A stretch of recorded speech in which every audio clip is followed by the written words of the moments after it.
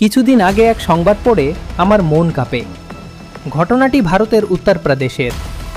স্বামী বাড়িতে নেই আর স্ত্রী বারবার জড়িয়ে পড়ছেন একাধিক পুরুষের সাথে শারীরিক সম্পর্কে। ওই মুহূর্তে তিনি নিজের উপর নিয়ন্ত্রণ হারিয়ে ফেলেন। ইচ্ছা নয়, এটা ছিল নেশার মতো তীব্র তাগিদ। শুধু শারীরিক সম্পর্ক তখনই চাই।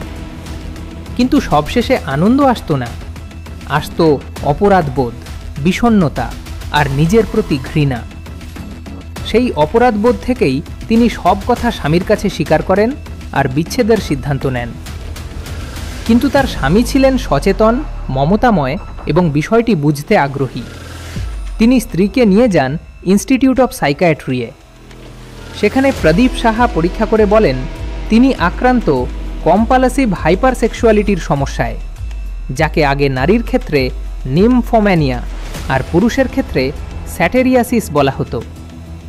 আজকের মনোবিজ্ঞানে এটি পরিচিত কম্পালসিভ সেক্সুয়াল বিহেভিয়ার ডিসঅর্ডার নামে। এই সমস্যা চারিত্রিক দুর্বলতা নয়, এটি মানসিক সংকটের এক নীরব আহ্বান।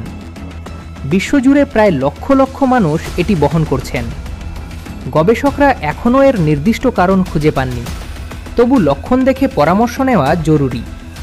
কিছু সাধারণ লক্ষণ হতে পারে: বিনা কারণে উত্তেজনা, বিকৃত চিন্তার ঘন ঘন ভিড়, বারবার সম্পর্ক বা কন্টেন্টে জড়িয়ে পড়া, শেষে অপরাধবোধ, অবসাদ, পর্ণ আসক্তি বা নিজের থেকে বিচ্ছিন্ন হয়ে যাওয়া। আরোগ্য আসে দমন থেকে নয়, আরোগ্য আসে বোধ, অভ্যাস পরিবর্তন আর সঠিক চিকিৎসায়।